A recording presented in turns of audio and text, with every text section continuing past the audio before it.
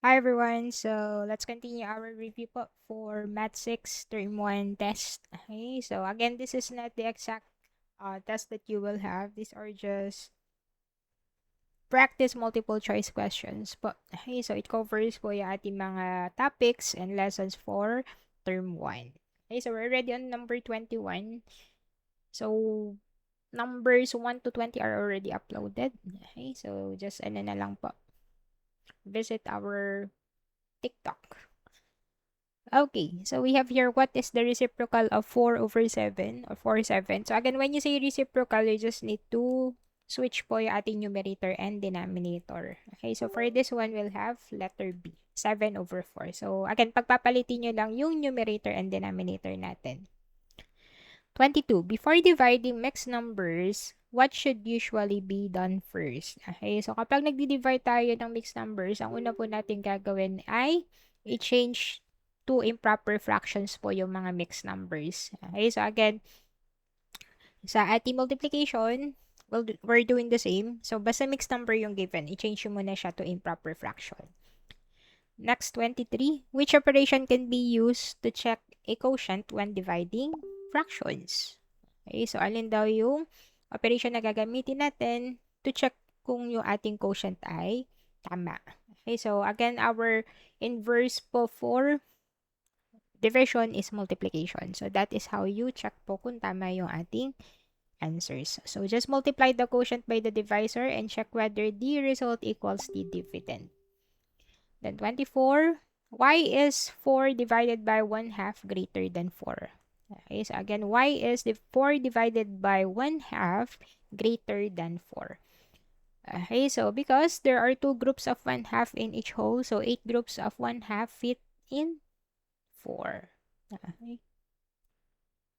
Two groups of 1/2 in one whole. Okay, so it means we have 8 groups of 1/2 that will fit, or we will have 4 1/2 in 8 spot. Okay, what is 2 and 1/4 divided by 3/4? Okay, so 2 and 1/4 divided by 3/4. So again, our first step when you're dividing yung ating mixed numbers and a fraction or proper fraction, change muna natin si mixed number into improper. So we have 4 times 2, we get 8 plus 1, that will be 9 over 4. Then change divide into times. And then reciprocal po natin si divisor. So yung 3 over 4, that will be 4 over 3. So you can do cancellation. This will be 1, 9 and 3. This will be 3 and 1. So we'll have a whole number 3. Letter B. Next, 26. Mia solves 3/4 divided by 2/5 this way. So her step 1, 3/4 times 2/5. Step 2, 6 over 20.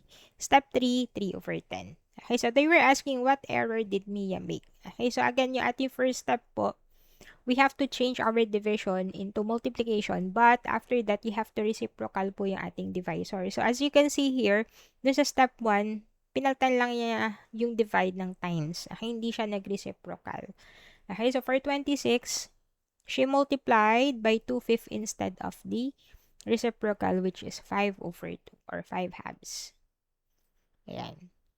Dapat nag-reciprocal si Mia.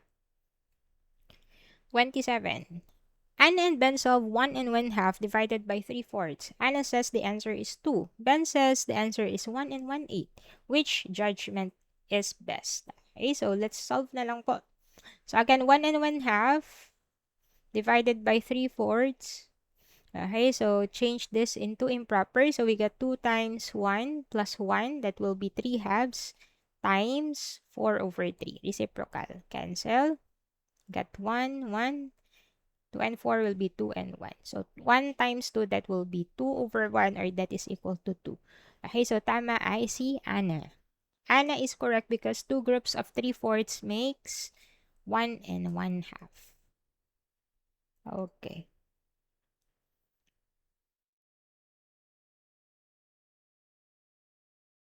Next, you are creating a serving plan for 3 and 1/2 liters of juice. Each serving should contain 1/4 liter. Which plan should you create? Okay, so mag-create daw tayo ng plan So, serving plan for 3 1/2 liters of juice. So, each serving daw po ay merong 1/4 liter. So, we have to divide. So, let's try dividing 3 1/2 divided by 1/4. Okay, so this will be 7 halves times 4/1. Cancel. Okay, so 7 times 2 is 14. Okay, so we'll have prepare 14 servings because 3 1/2 divided by 1/4 is equal to 14. Letter C. Okay, and number 29. Okay, what is ratio?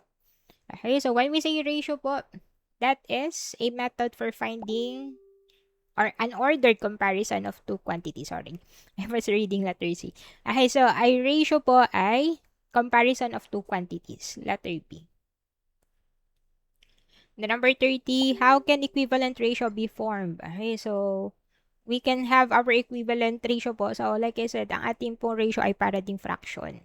Okay, so you just need to multiply or divide both terms by the same non-zero number. So we're getting po yung at equivalent fraction, di ba? Any numbers multiplied on the numerator shall be multiplied din sa denominator. So sa ratio, ganun din po. Any numbers multiplied with the first quantity shall be multiplied also on the second quantity. Okay, there. So, happy learning everyone. So, good luck po on the review. Thank you.